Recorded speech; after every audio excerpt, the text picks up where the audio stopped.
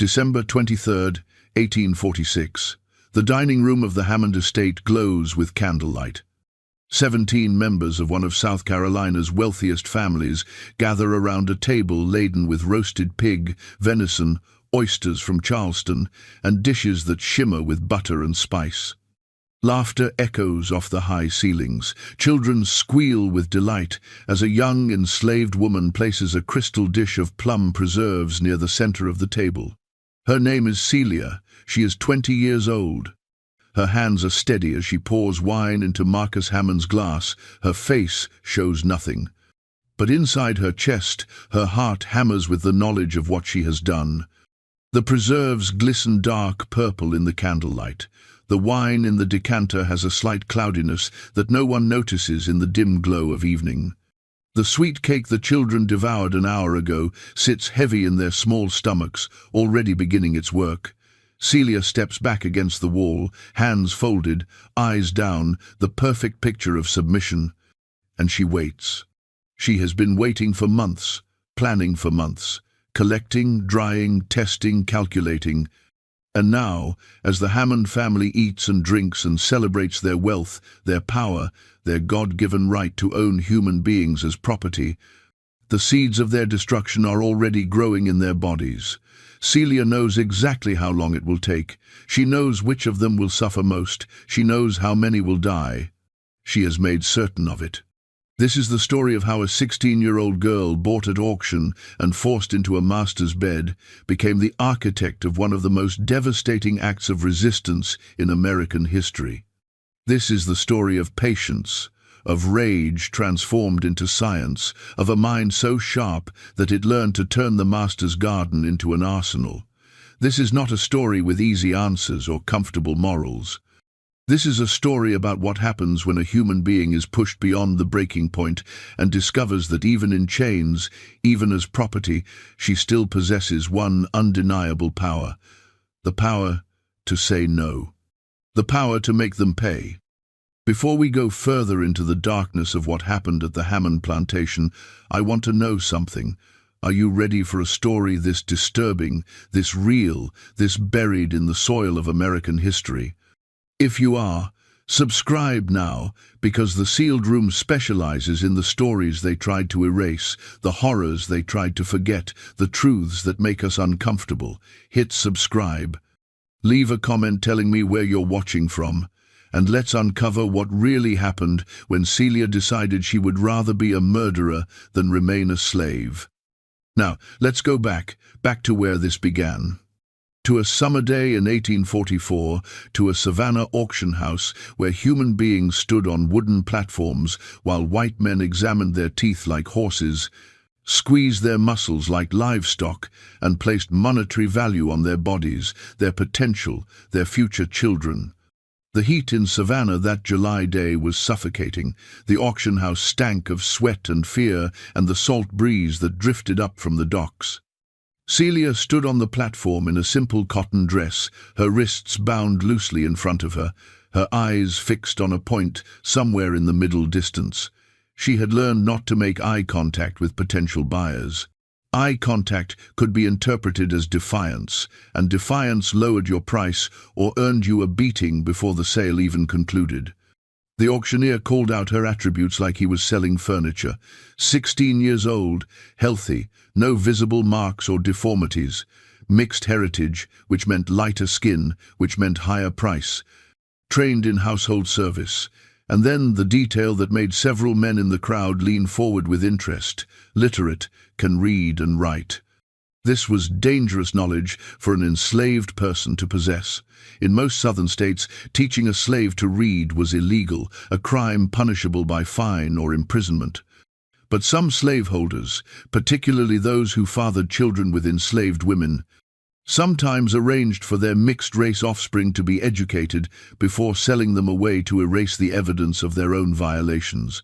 Celia's literacy suggested exactly this history. Someone had cared enough to teach her, then cared little enough to sell her. Marcus Hammond stood in the crowd of buyers, a tall man with graying hair and the calculating eyes of someone who saw everything as a potential investment. He was not looking for a field worker. He owned over 200 enslaved people already who kept his rice and cotton fields productive. He was looking for something specific, someone specific, a girl young enough to be molded, educated enough to manage a household, and powerless enough to have no choice in what he planned for her. When the bidding reached $900, an enormous sum, the other potential buyers dropped out.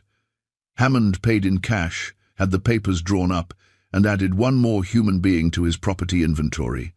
Celia was loaded into a wagon with 3 other newly purchased people and transported north to Charleston County.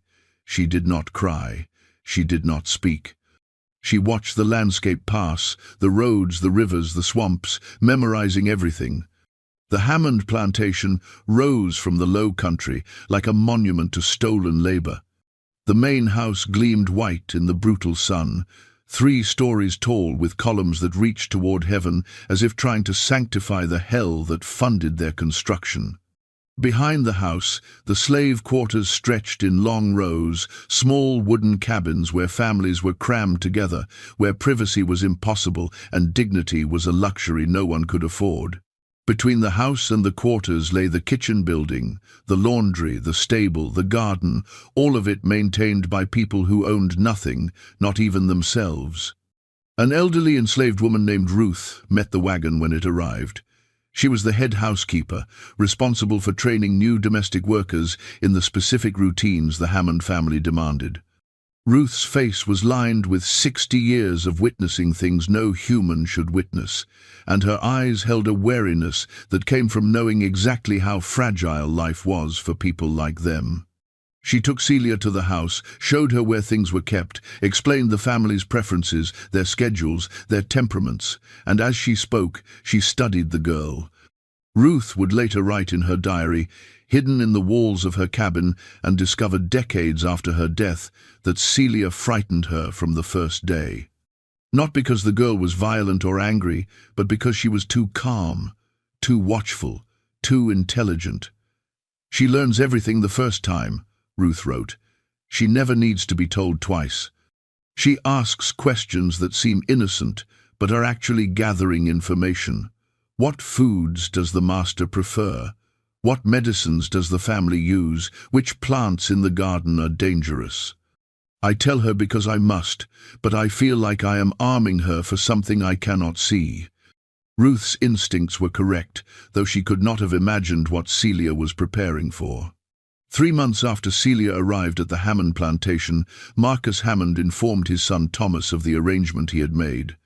Thomas was 22, educated, comfortable in his privilege, and completely unprepared for what his father proposed. Marcus explained it simply. The girl would be Thomas's wife, in a ceremony that held no legal weight but served the family's purposes. Any children born of the union would be enslaved, their mixed heritage ensuring they could be sold if necessary or kept as valuable property if desired. The arrangement would teach Thomas how to manage enslaved people with absolute authority, preparing him for the day he inherited the estate. Thomas wrote to a college friend about his confusion, his discomfort, his eventual acceptance. "Father insists this is for the best," he wrote. "He says a planter must understand his complete power over those he owns, and that this arrangement demonstrates that power absolutely. I confess I do not fully understand his reasoning, but I trust his judgment in such matters." On November 15, 1844, a mockery of a wedding took place in the plantation's small chapel. An enslaved preacher named Samuel was ordered to speak Christian vows over a union that was nothing more than legalized rape dressed in ceremony. Samuel would later escape to the north and tell abolitionists what he witnessed. "The girl wore white," he said. She stood silent and still while they spoke words of love and commitment over a transaction of ownership. When I looked into her eyes, I saw something that terrified me. Not fear, not sadness, calculation. Cold, patient calculation. After the ceremony, Celia was moved to a small room next to Thomas's chambers, the door locked from the outside. For the next 2 years, she existed in a state of captivity within captivity, forced to play the role of wife to a man who owned her as completely as he owned his horse or his books or his shoes. What happened during those 2 years is documented only in fragments. Medical records showed 2 pregnancies. The first ended in miscarriage in the spring of 1845.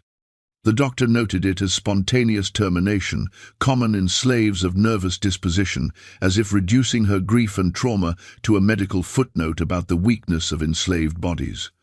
The second pregnancy, in 1846, resulted in a stillborn child. The plantation records list only female Negro deceased at birth. No name, no burial site. Just another piece of property that failed to survive. Ruth's diary entries from this period grow darker. "Something has broken in the girl," she wrote in April of 1846. Or perhaps something has been born. She moves through this house differently now. She watches the family with eyes that seem to be measuring them for coffins. She has started asking questions about plants, about which ones heal and which ones harm, about doses and symptoms and how the body responds to different substances. Old Josiah, who tends the master's garden, tells me she follows him like a shadow, learning everything he knows about what grows in the soil of this cursed place. What no one understood, what they could not have understood, was that Celia had made a decision. She could not escape. Slave catchers and patrollers made running nearly impossible, and even if she succeeded in fleeing, she would be hunted for the rest of her life. She could not fight. Physical resistance would result in immediate and brutal punishment, and she possessed no weapons beyond her own hands. But she could learn. She could watch. She could gather information the way a general gathers intelligence before a battle, and she could wait. In the garden where Josiah grew vegetables and herbs for the Hammond table, dozens of plants offered more than nutrition. White snakeroot, which grew wild in the shaded areas, contained a toxin that accumulated in the body slowly, causing tremors, weakness, and eventually death. Water hemlock, which grew near the creek, was one of the most poisonous plants in North America, its roots capable of killing within hours if consumed in sufficient quantity.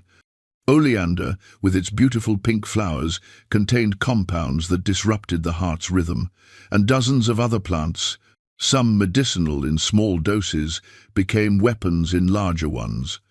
Celia learned them all. She learned which parts of each plant contained the highest concentrations of toxins. She learned how to dry them without destroying their potency. She learned how to extract essences by soaking them in alcohol or oil. She learned how to test small amounts on the rats that infested the storage sheds, watching how they died, how long it took, what symptoms appeared.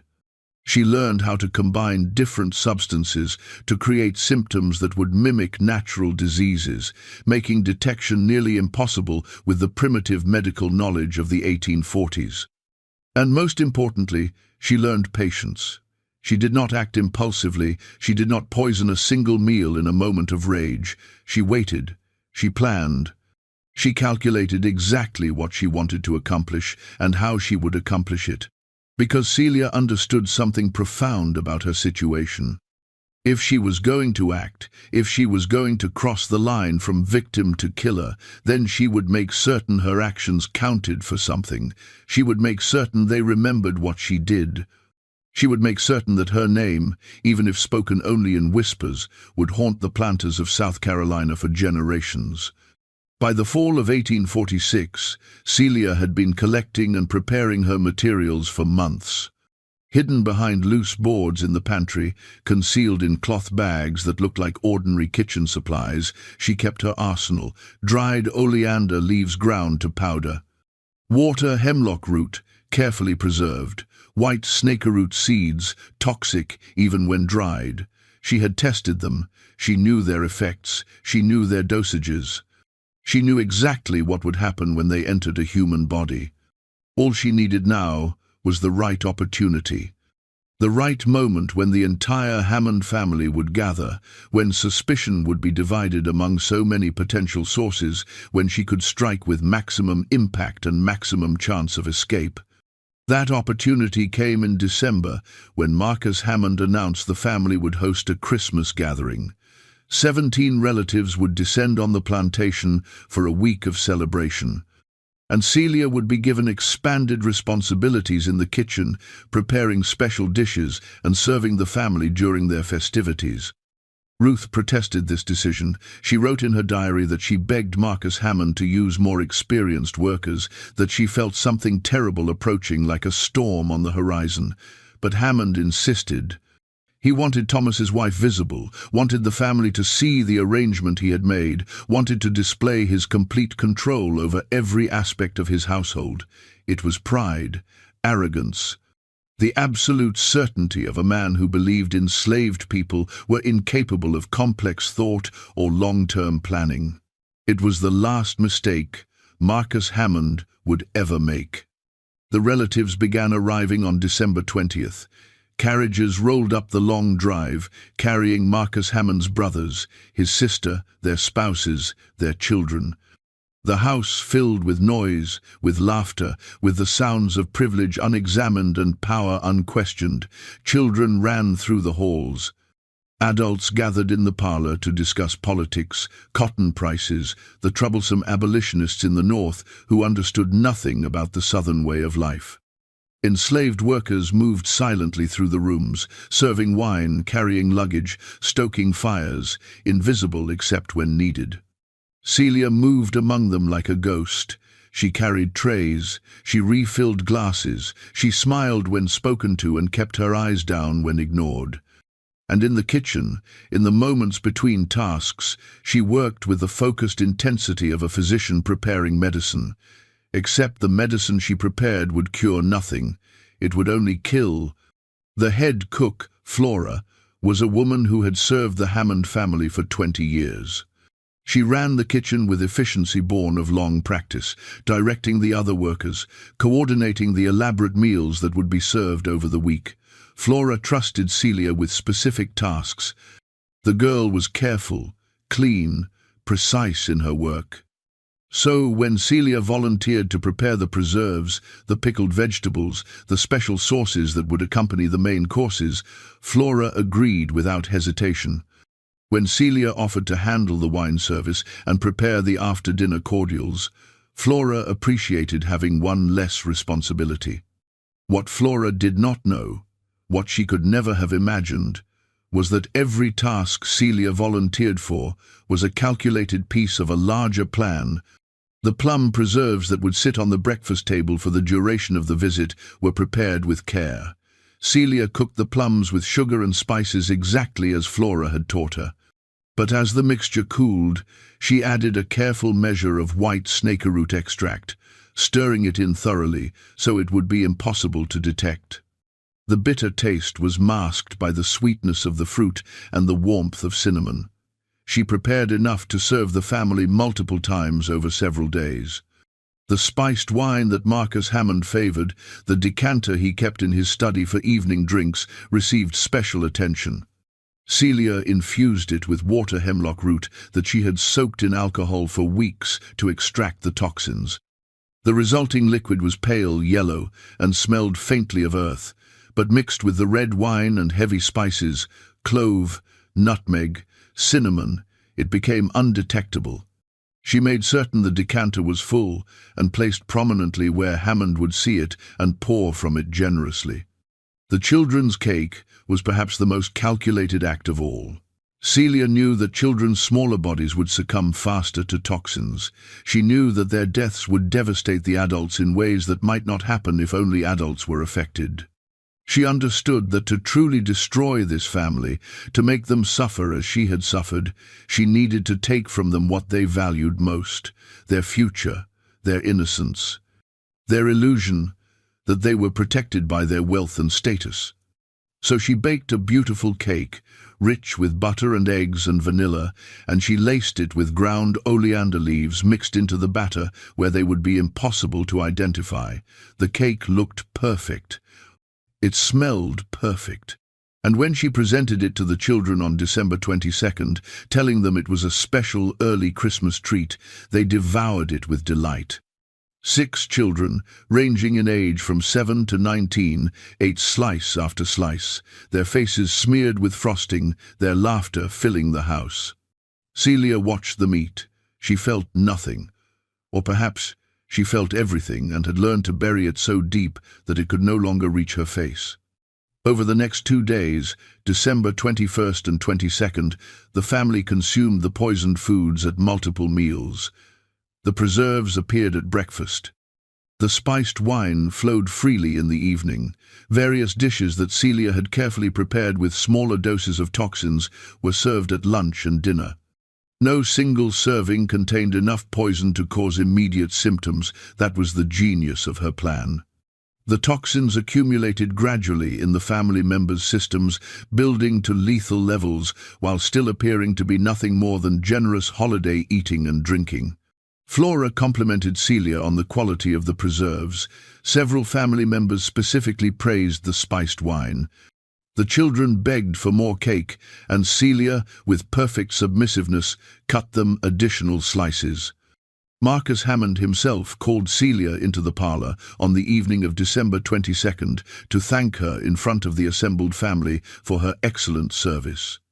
She stood before them, hands folded, eyes down, the picture of the obedient slave girl they believed her to be. "This girl has become quite an asset to our household," Marcus said to his relatives, his voice warm with the satisfaction of a man who believes his judgments are always correct.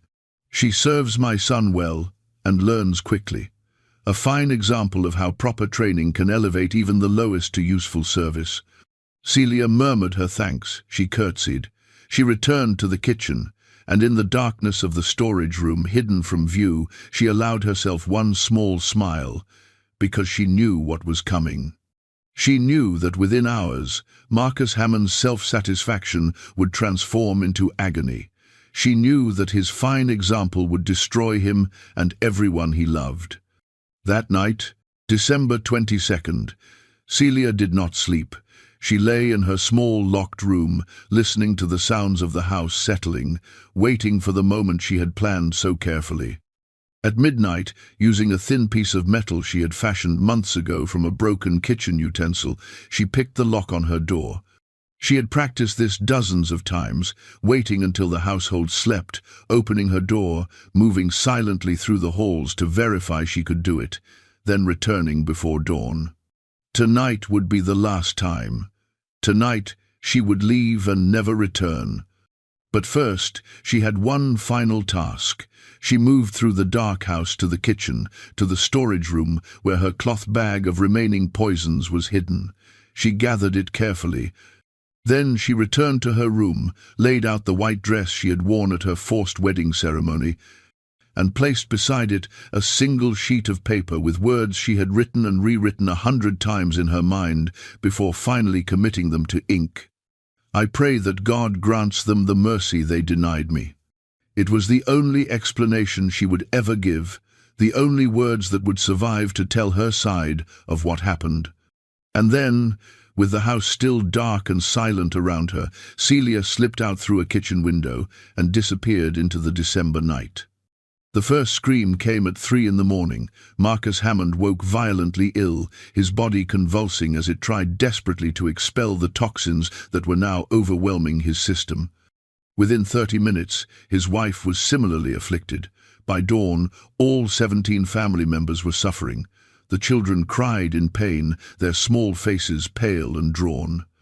The adults could not leave their beds. Vomit and worse covered sheets and floors, and no one understood what was happening.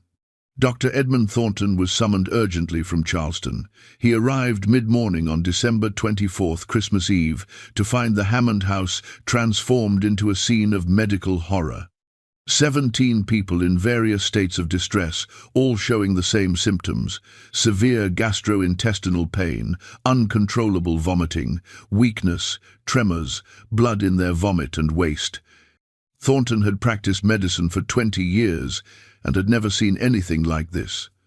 His first diagnosis was food poisoning, perhaps contaminated oysters, which were notoriously dangerous if not fresh, or spoiled meat, though the cold December weather made that less likely.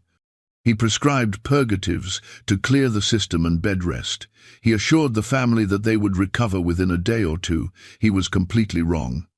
By the afternoon of December 24th, the children were deteriorating rapidly. Their small bodies could not fight the levels of toxins in their systems. They lay in their beds, too weak to cry, their breathing shallow, their skin cold and clammy. The adults were not much better. Marcus Hammond, despite his suffering, demanded to know what was happening, demanded better treatment, demanded that Thornton save his family. But Thornton had no answers. Without modern toxicology, without any understanding of the specific poisons involved, he could do nothing but watch as his patients slowly died. It was the overseer who discovered Celia's absence. On Christmas morning, he went to her room to question her about the food preparation, thinking perhaps she had seen something that would explain the illness. The room was empty. The door, which should have been locked from the outside, stood slightly ajar. The white dress lay on the bed like a ghost, and beside it, the note. The overseer brought the note to Marcus Hammond's bedside. Despite his agony, Hammond read it. And in that moment, through the fog of pain and poison, he understood. The girl had done this.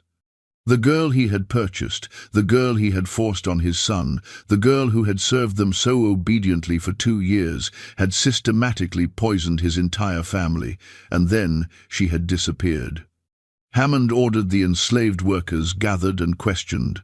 The overseer, a man named Collins, whose methods were as brutal as his nature, began interrogations immediately. But the enslaved community claimed to know nothing. Celia had kept to herself, they said. She had been quiet, withdrawn, unremarkable. No one had seen her leave. No one knew where she had gone.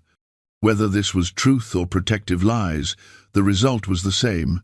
No information emerged. Dr. Thornton, upon learning of Celia's flight and reading the note she left, reconsidered his diagnosis. Poisoning. Deliberate, planned, systematic poisoning. But what poison? What substance could cause these symptoms? He consulted his medical texts, but the toxicology of the 1840s was primitive at best. He could identify the symptoms, but not the cause. He could describe what was happening to the Hammond family, but not how to stop it. The first death came on Christmas morning. Edward Hammond, 7 years old, simply stopped breathing. His small body had fought for nearly 2 days and could fight no more. His mother, herself barely conscious with illness, did not even know her son had died until hours later. 2 more children died on December 27th, a third on the 28th. The adults began dying on the 29th. By the morning of December 30th, 5 days after the symptoms first appeared, 7 members of the Hammond family were dead. A magistrate arrived from Charleston to investigate what was now clearly mass murder. Slave catchers were hired with substantial rewards offered for Celia's capture. The kitchen was searched, and the cloth bag of remaining poisons was found hidden behind a loose board. A botanist from Charleston identified the contents: white snakeroot, water hemlock, oleander, all highly toxic, all capable of causing the symptoms the family experienced, and all growing freely on the Hammond plantation itself. The investigation revealed the extent of Celia's planning.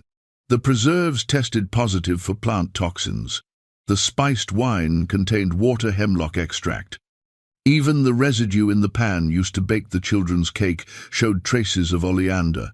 Every food item Celia had prepared was contaminated, and the doses were carefully calibrated. Adults received amounts that would sicken them severely but might not kill. Children received lethal doses. It was methodical. It was precise. It demonstrated an intelligence and capacity for planning that the white authorities found deeply disturbing. Because if one enslaved woman could plan and execute something this devastating, what did that say about all the other enslaved people? What did it say about the fundamental premise of slavery itself, the claim that enslaved people were intellectually inferior and incapable of complex thought? The magistrate wrote in his report, though this section was later removed from public records, that the crime demonstrated capacities that challenge our understanding of the Negro mind. If such planning is possible, perhaps our assumptions about the slavery system require re-examination. But re-examination would threaten everything. So instead, the authorities focused on finding Celia and making her an example that would terrify anyone else who might consider similar resistance. The manhunt spread across the low country. Dogs tracked possible routes. Every road north was watched. Every dock was searched. Rewards increased from $500 to $1,000, an enormous sum that attracted professional slave catchers from 3 states, but Celia had vanished as completely as if the earth had swallowed her. Days turned to weeks. Weeks turned to months. No trace of her was ever found. Marcus Hammond died on January 2nd, 1847, having lived long enough to see his dynasty crumble but not long enough to see Celia captured. His wife died 2 days later. By January 10th, 9 members of the Hammond family were dead. The 8 survivors would carry the effects of the poisoning for the rest of their lives. Thomas Hammond, Celia's first husband, suffered chronic health problems that would eventually kill him at age 41. Others had permanent organ damage, digestive issues that never fully healed, nightmares that plagued them for decades. The Hammond plantation never recovered. Without Marcus's management, the estate fell into debt. Thomas proved incapable of running the operation. By 1851, the plantation was sold to satisfy creditors, broken into parcels, and the enslaved community was scattered to different buyers across the South. The house itself burned in 1852 under circumstances that were never fully explained but were widely suspected to be arson. And Celia? She disappeared into history, into legend, into the whispered stories that enslaved people told each other in the darkness of their quarters. Some said she died in the swamps trying to escape. Others said she made it north to freedom. Still others claim she was caught and killed by slave catchers who chose not to report it to avoid losing the reward. But there are hints, fragments, suggestions that maybe, just maybe, she survived. Letters preserved in abolitionist archives tell a story that official records tried to erase. In March of 1847, just 3 months after the Hammond poisoning, a Quaker named Jeremiah Wright wrote to a fellow abolitionist in Philadelphia about a young fugitive woman he had helped. The letter is deliberately vague, using coded language that Underground Railroad operatives employed to protect their networks, but the details align too perfectly to be coincidence. Wright described meeting a woman in her early 20s, of mixed heritage, bearing scars that suggested harsh treatment. She possessed unusual literacy for a fugitive and spoke with what Wright called a chilling calm about the violence she had committed against her enslavers. She killed multiple people, Wright wrote, including children, after enduring circumstances I cannot bring myself to detail on paper. She showed no remorse, only a cold certainty that her actions were necessary for her survival. I arranged passage north for her, though I confess her story troubles me more than most. Is she a murderer or a prisoner of war who struck back at her captors with the only weapons available? Wright helped this woman travel through Pennsylvania into New York and eventually to Canada, where American slave catchers had no legal authority. If this woman was Celia, and the timing and description strongly suggest she was, then she accomplished what seemed impossible. She escaped not only the Hammond plantation, but the entire apparatus of American slavery. Canadian census records from the 1850s contain a tantalizing possibility. The 1851 Census of Canada West lists a Cecilia Harris, age 23, occupation listed as midwife and herbalist, living in the Buxton settlement near Lake Erie. Buxton was a community established specifically for fugitive slaves, a place where those who had escaped bondage could build new lives beyond the reach of American law. The name change from Celia to Cecilia would have been natural for someone trying to distance herself from her past while maintaining some connection to her identity. The occupation makes perfect sense for someone with her knowledge of plants and their properties. This Cecilia Harris appears again in the 1861 census, still in Buxton, now 33 years old, still working as a midwife. Community records from Buxton mention her several times. A notation from 1863 describes how Cecilia Harris provided crucial assistance during a cholera outbreak, using her knowledge of herbs when doctors were unavailable. Another note from 1871 calls her a respected elder whose skills in healing have saved many lives in our community. The irony is almost unbearable. If this was Celia, then the hands that had killed 9 people spent the rest of their years bringing life into the world. The knowledge she had used to poison now used to heal. The woman who had been forced to serve a master's family now served her own community by choice. Whether this represents redemption or simply survival is a question without easy answers. But we're getting ahead of ourselves. Back in South Carolina, in the winter of 1847, the Hammond case sent shockwaves through the planter class that would ripple for years. Within weeks of the deaths, plantation owners across the Low Country implemented new security measures around food preparation. Kitchen workers faced increased scrutiny and suspicion. Some planters hired white cooks despite the considerable expense, believing that white workers would be less likely to poison them. Others required that all food be tasted by enslaved workers before it reached the master's table, essentially using human beings as poison detectors. These measures created additional suffering throughout the enslaved communities of South Carolina. Workers were beaten for minor cooking errors. Cooks were sold away based on nothing more than a master's paranoia about a stomachache after dinner. The fear Celia had created became its own form of poison, spreading through the system, touching lives far beyond the Hammond estate. Private letters between planter families reveal the extent of this anxiety. A woman named Sarah Middleton wrote to her sister in February of 1847, describing the tragedy in carefully coded language. They suffered a mysterious illness during Christmas that proved fatal for most of the family, she wrote. The circumstances are not spoken of openly, but whispers suggest it was no accident. I confess this news has made me watch our servants differently.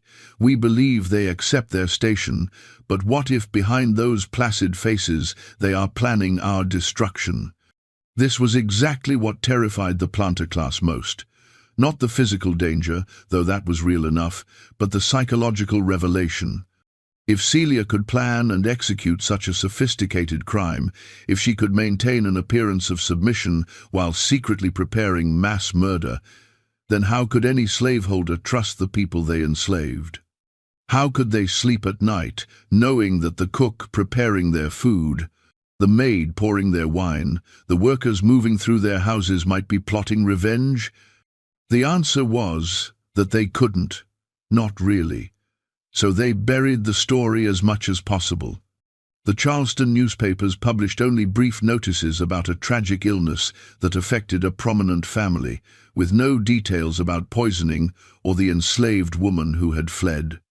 The magistrate's full report was sealed in courthouse records, accessible only to researchers with special permission. The depositions from survivors were locked away. The goal was to prevent the story from spreading, to keep other enslaved people from learning what Celia had accomplished. But stories like this cannot be contained. The enslaved community had its own networks of communication, its own ways of passing information from plantation to plantation, county to county, state to state. Within months, variations of Celia's story were being told in slave quarters across the South. The details changed to protect those who shared them. The location shifted, the names were altered. But the core remained recognizable, a young woman forced into unbearable circumstances who refused to accept her powerlessness, who studied her oppressors and found their weakness, who struck back with devastating precision. Ruth's diary, that remarkable document discovered during renovation work in 1923, contains entries that describe how the story spread and what it meant to those who heard it. They speak of her in whispers. Ruth wrote in March of 1847. They don't say her name, but everyone knows who they mean. Some condemn her, especially for the children.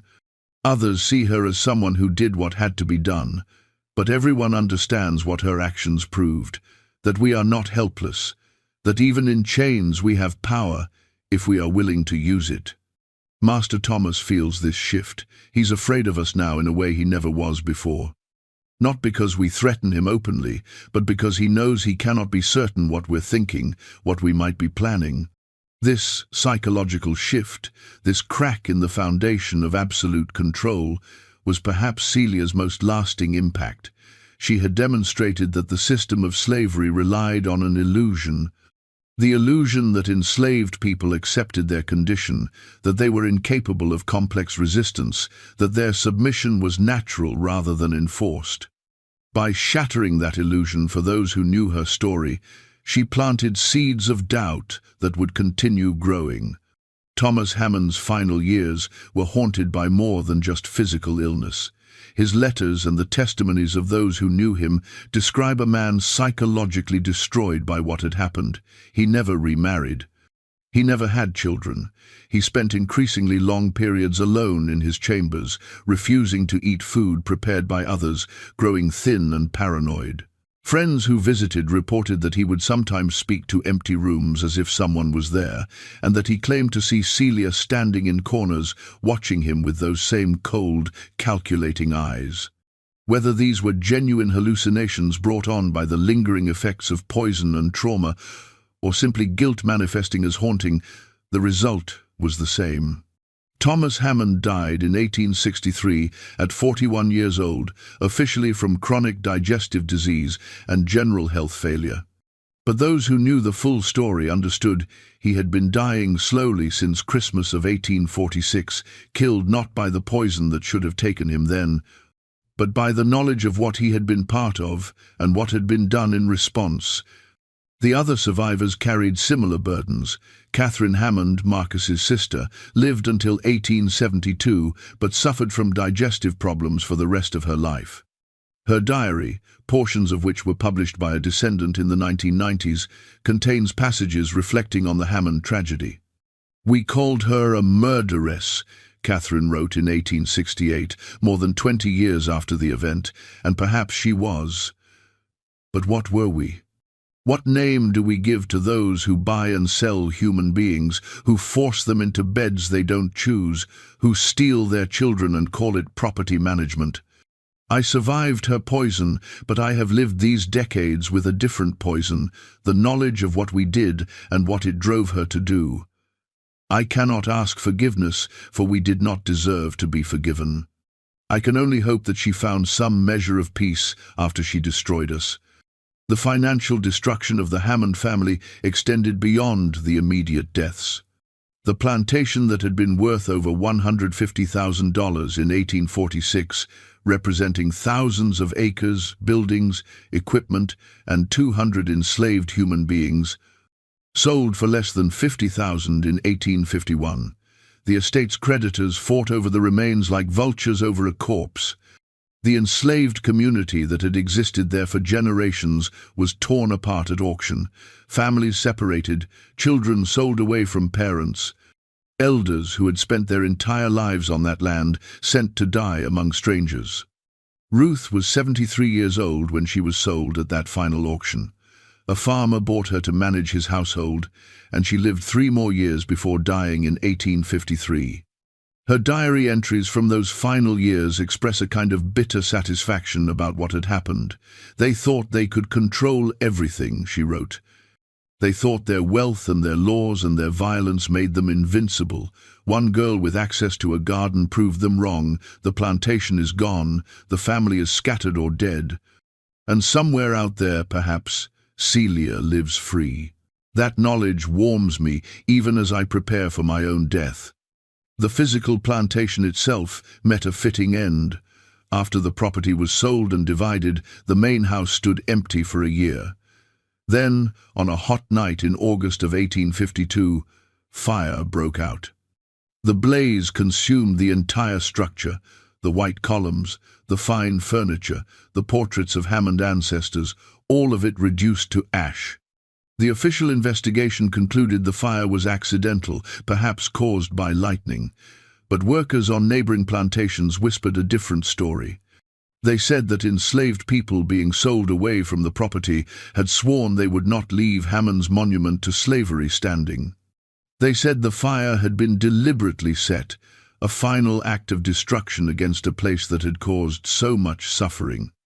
No one was ever charged, no evidence was ever found, but the ruins of the Hammond house, the blackened foundation stones overgrown with weeds, became a kind of monument themselves. Not to the family who built the estate, but to the woman who destroyed it. Meanwhile, if Celia had indeed made it to Canada, she was building a very different kind of life. The Buxton settlement where Cecilia Harris lived was a community of around 2,000 people by the 1860s, most of them fugitives from American slavery. They had established schools, churches, businesses, and an agricultural community. For people who had spent their lives as property, Buxton represented something revolutionary. The chance to own land, to make their own decisions, to raise their children in freedom.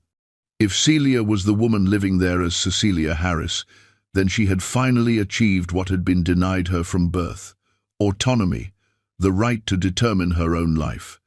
The ability to use her knowledge and skills for purposes she chose, rather than purposes forced upon her.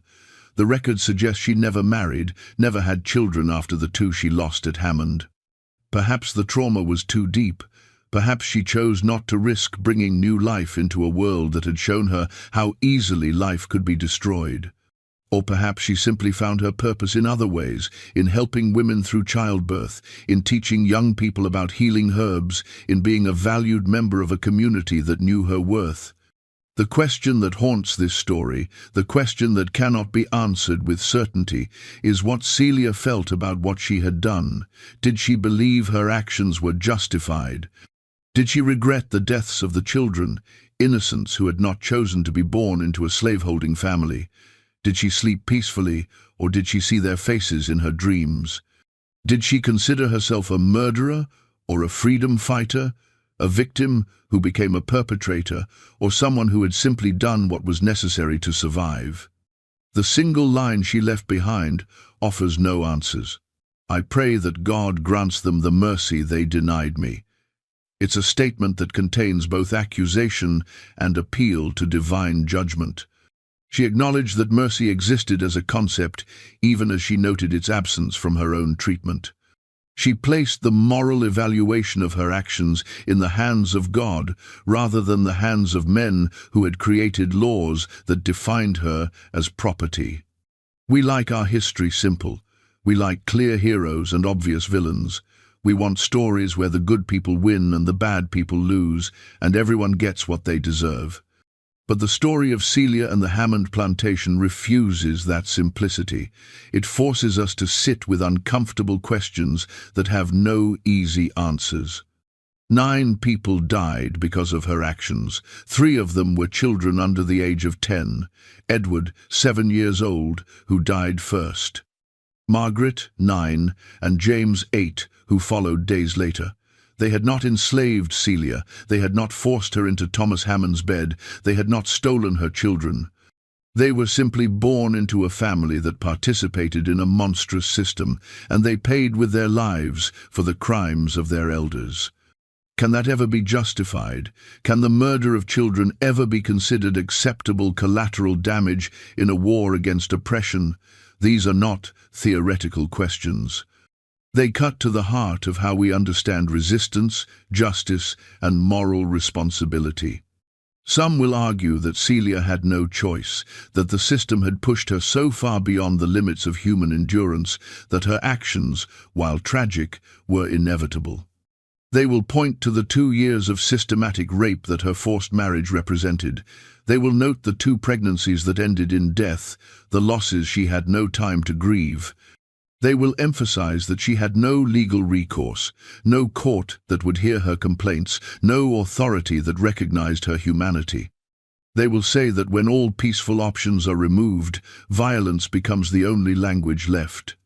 Others will argue that nothing justifies the deliberate murder of children, that even in the most desperate circumstances, there are moral lines that should not be crossed. They will say that Celia could have poisoned only the adults, only those directly responsible for her suffering. They will point out that she had other options, that she could have attempted escape without poisoning anyone, that she chose the most devastating form of revenge rather than the most necessary. Both positions have merit. Both reveal partial truths, and neither captures the full complexity of what Celia faced and what she decided to do about it. What we can say with certainty is that Celia's story exposes the fundamental violence at the heart of slavery. The system itself was built on violations that we would today recognize as crimes against humanity. Kidnapping, human trafficking, rape, assault, murder, theft of labor, of children, of life itself. These crimes were not exceptions to the system. They were the system. They were legal, sanctioned, celebrated as the foundation of Southern prosperity and culture. When we express horror at Celia's poisoning of the Hammond family, we must also express horror at the legal structure that allowed Marcus Hammond to purchase a 16-year-old girl and force her into his son's bed. We must acknowledge that the violence she committed was a response to violence that had been committed against her every single day for 2 years. We must recognize that the children who died were already beneficiaries of a system that enslaved other children, that the wealth they enjoyed came directly from stolen labor and stolen lives. This does not make their deaths less tragic, it does not erase their innocence as individuals, but it complicates our moral evaluation in ways that demand we think beyond simple categories of right and wrong. The historical record shows that authorities at the time struggled with exactly these questions. The magistrate's report, particularly the sections that were removed from public circulation, reveals deep discomfort with the implications of Celia's actions. If she was capable of such planning and execution, then the entire justification for slavery, the claim that enslaved people were intellectually inferior and needed white guidance, collapsed.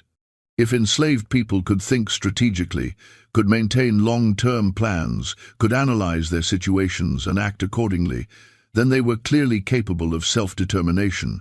And if they were capable of self-determination, then enslaving them was nothing more than a crime dressed up in legal language and pseudo-scientific racism. The authorities chose to bury these implications rather than confront them. It would be another 18 years before the Civil War forced the confrontation they tried to avoid. But Celia's actions in 1846 foreshadowed that reckoning. She proved through her terrible deed that enslaved people possessed agency, intelligence, and will. She demonstrated that submission was not natural but enforced, and that when enforcement failed, resistance would emerge. Her story also entered into the mythology of enslaved resistance in ways that are difficult to trace, but clearly significant. Slave narratives collected after the Civil War contain references to stories they had heard during bondage, stories of people who fought back against their oppressors. While specific names and details were often changed or obscured, the patterns are recognizable.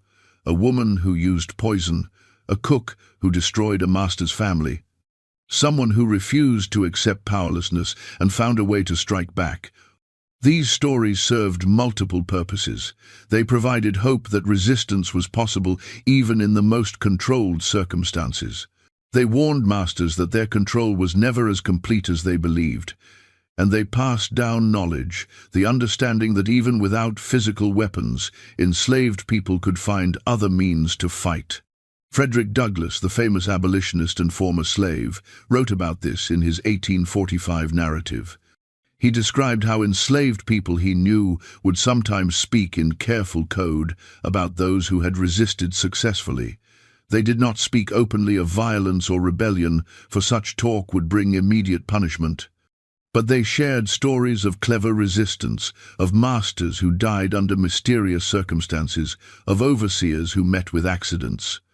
Douglass noted that these stories, whether entirely true or embellished with hope, served to remind enslaved people that they were not entirely powerless. It's possible that Celia's story, in some form, reached Douglass or others like him.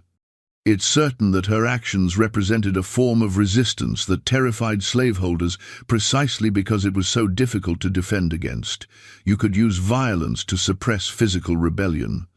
You could use laws to prevent education and assembly.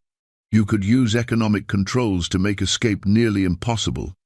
But you could not completely prevent someone with access to your food from poisoning you if they were willing to accept the consequences.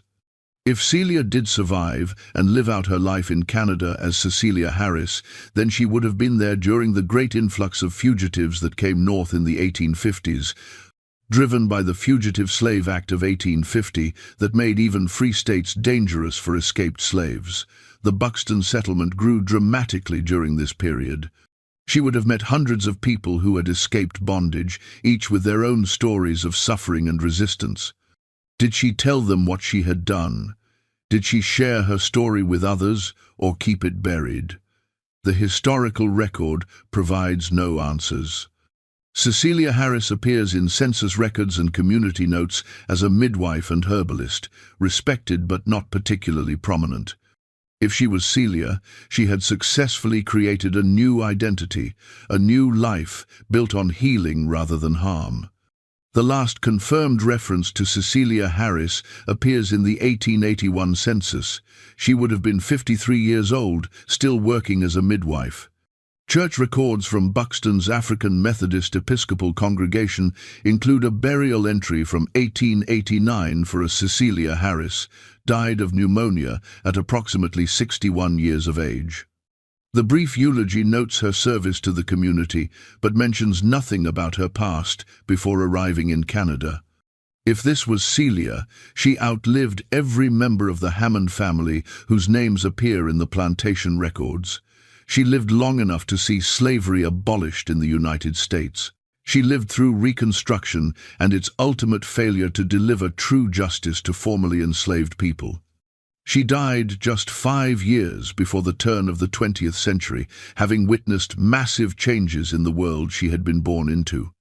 But she never witnessed anything approaching real accountability for the system that had brutalized her. The people who had profited from slavery, who had built their wealth on stolen labor and broken bodies, largely escaped consequences.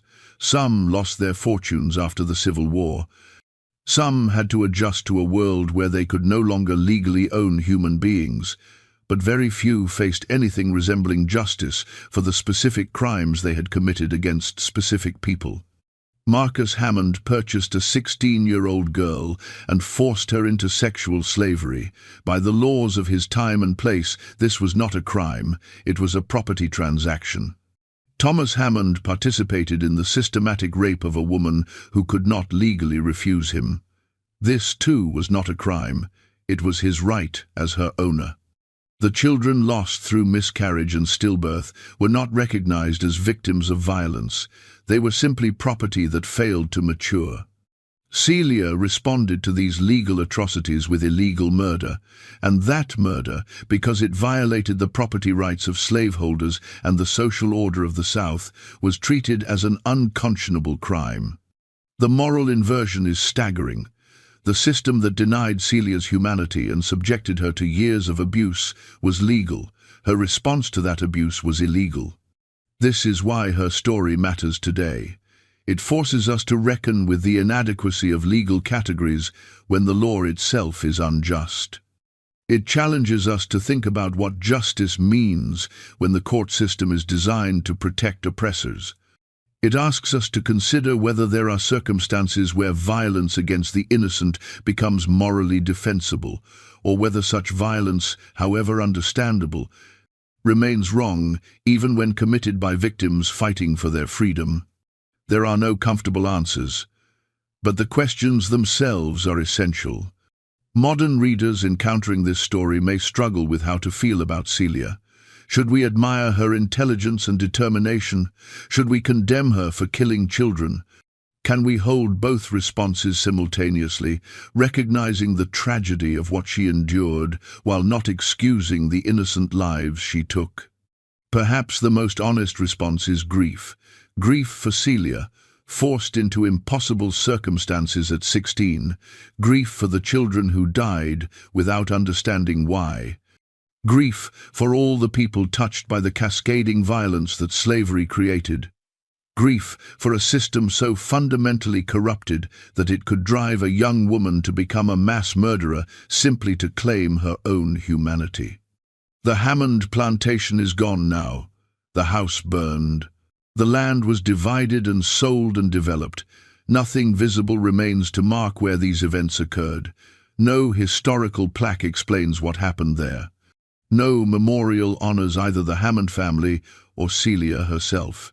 It's as if the earth wanted to forget, to cover over the horror with new growth and new stories. But we cannot afford to forget. Stories like this, uncomfortable as they are, tell us truths about American history that sanitized narratives erase. They show us that slavery was not just an economic system or a political issue. It was intimate violence committed daily against millions of people. It was children sold away from their mothers. It was women raped by men who owned them. It was people worked to death in fields that would never be theirs. It was systematic dehumanization enforced through law and custom and brutal violence. And it was resistance, constant, creative, dangerous resistance by people who refused to accept that they were property, despite every force of law and culture insisting otherwise. Celia's resistance took a form that killed innocence, and that we can rightly condemn even as we understand what drove her to it. Other forms of resistance were less violent, but no less determined. Every small act of defiance, every moment of preserved humanity in inhuman circumstances, every person who escaped or survived or maintained their sense of self despite the system's attempts to destroy it, all of it was resistance. The story of Celia and the Hammond plantation is one chapter in that larger story of resistance. It's a dark chapter, a troubling chapter, a chapter that refuses easy moral categorization. But it's a necessary chapter because it shows us the full cost of slavery, not just the cost paid by enslaved people, but the cost paid by everyone trapped in the system's logic. Before we end, I need to ask you something important. What do you think about Celia's actions? Do you see her as a victim who did what she had to do, or as someone whose response, however understandable, crossed a moral line that should not be crossed? There's no right answer here, but I want to hear your perspective. Leave a comment sharing your thoughts. And if you found this story as challenging and thought-provoking as I did, share it with someone else. Hit that like button. Subscribe to this channel because we're going to keep exploring these buried, difficult, essential stories from American history. The stories they don't teach in schools. The stories that make us uncomfortable because they force us to reckon with the past honestly rather than mythologizing it. The story of Celia ends with uncertainty. We don't know for certain if she survived. We don't know if she found peace. We don't know if she regretted her actions or believed them justified until her final breath. The historical record gives us facts and fragments, but not the inner truth of her experience. What we do know is that she refused to die slowly. She refused to accept that her suffering was simply the natural order of things. She looked at the people who enslaved her, studied them, understood them, and found the one weapon she could wield with deadly effectiveness. She used that weapon without mercy and without hesitation. And then she disappeared, leaving behind 9 bodies, countless questions, and a story that would haunt the Low Country for generations. That story continues to haunt us today because the questions it raises remain unanswered. How do we achieve justice when the law is unjust? How do we evaluate violence committed by the oppressed against their oppressors? Where do we draw the line between necessary resistance and indefensible cruelty? Can someone be both victim and perpetrator, both hero and murderer? Celia's story insists that we sit with these questions rather than dismissing them. It demands that we recognize the full complexity of human behavior under extreme oppression. It refuses to let us reduce slavery to an abstract historical phenomenon and instead shows us the intimate, personal horror of what it meant to be owned by another human being. In the end, perhaps the most important legacy of Celia's actions is not the specific violence she committed, but what that violence revealed. She proved that enslaved people were not passive victims accepting their fate. She demonstrated that intelligence and planning and deadly determination existed in the very people the system claimed were naturally suited for bondage. She showed that the appearance of submission could hide the reality of resistance, and she escaped. Even if she died in the swamps during her flight, she died free, having chosen her own fate rather than accepting the one forced upon her. If she made it to Canada and lived for decades as Cecilia Harris, then she not only escaped but thrived, building a life defined by healing rather than harm, by service rather than suffering.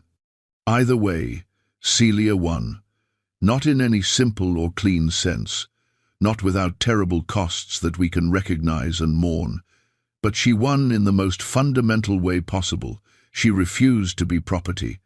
She claimed her humanity through the only means available to her. And she made certain that the Hammond family, and through them the entire planter class of South Carolina, understood that enslaved people were dangerous precisely because they were human, capable of thought and planning and devastating action. The charred ruins of the Hammond plantation, overgrown with weeds and forgotten by most, stand as a monument to that dangerous humanity. They remind us that systems of oppression always carry within them the seeds of their own destruction.